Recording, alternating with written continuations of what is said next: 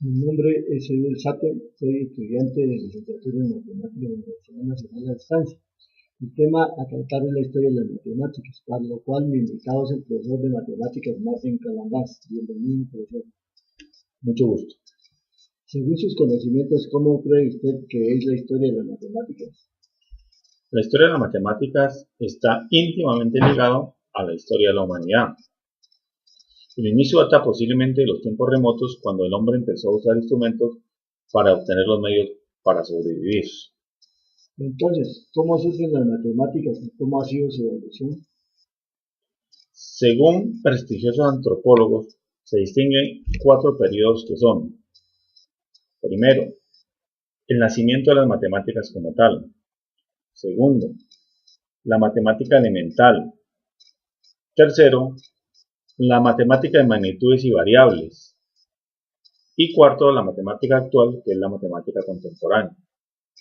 Explique usted cómo fue el primer periodo y cuáles son los lugares más trascendentales. El primer periodo, hablamos del inicio de las matemáticas, del nacimiento de estas. Este periodo se inicia en las profundidades de las civilizaciones primitivas y se prolonga hasta el siglo VI y V a.C. Según algunas investigaciones, hacia el año 40.000 a.C., el hombre comenzó a pensar, y fue allí donde comenzaron a usar un lenguaje con vestigios de sistemas de numeración. Así fue como se hicieron algunas construcciones donde aparecen ciertas relaciones geométricas.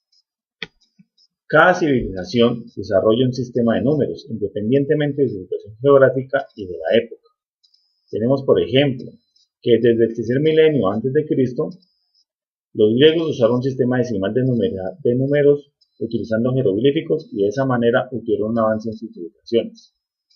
Por otra parte, aproximadamente en los años 40 a.C., los mayas desarrollaron un sistema de numeración en base 20, que incluía un símbolo para representar el cero.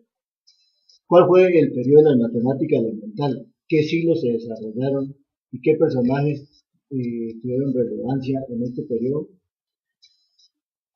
En este periodo se inició en el siglo VI y V a.C., con Tales de Mileto y Pitágoras, donde las matemáticas comienzan a ser una ciencia altamente intelectual, hasta mediados del siglo XVI de nuestra era. En este periodo, los hindúes, en el siglo VII, desarrollaron el sistema decimal, tal como hoy lo conocemos, con 9 dígitos y con el cero. Además se iniciaron estudios de álgebra lineal y trigonometría. Luego, los árabes adoptaron el sistema de numeración hindú y lo perfeccionaron para realizar de manera fácil las operaciones que conocemos: suma, resta, multiplicación y división. ¿Conoce usted algún personaje árabe que participó en este proceso? Claro, en el año 830, el señor Al-Khwarizmi escribió el libro Álgebra y también el libro Algoritmo, que traduce cálculo con números indios. Este señor construyó tablas matemáticas que fueron fundamentadas con base en conocimientos indios, babilónicos y helenísticos, las cuales tuvieron influencia por más de 500 años. Luego, en el siglo IX, los árabes adoptaron y desarrollan la trigonometría con base a la hindú. Su objetivo es mejorar y ampliar este conocimiento. Bien, pasemos ahora al periodo de las magnitudes variables. ¿Qué nos puede comentar usted acerca de este periodo? Este periodo se inicia con los trabajos de Descartes, Newton y Leibniz, quienes con sus estudios aportan avances significativos con relación a la astronomía, la física y las aplicaciones prácticas, con temas relacionados con la geometría analítica y el cálculo diferencial y el cálculo integral. En esta etapa la humanidad entra en la era de las máquinas. Se construyen barcos, locomotoras, lo cual la hace más exigente en el estudio de las matemáticas. ¿Para qué época fue este periodo? Este periodo se ubica entre los siglos XVI y mediados del siglo XIX. La matemática contemporánea es la matemática actual. ¿Qué nos puede precisar usted acerca de este periodo?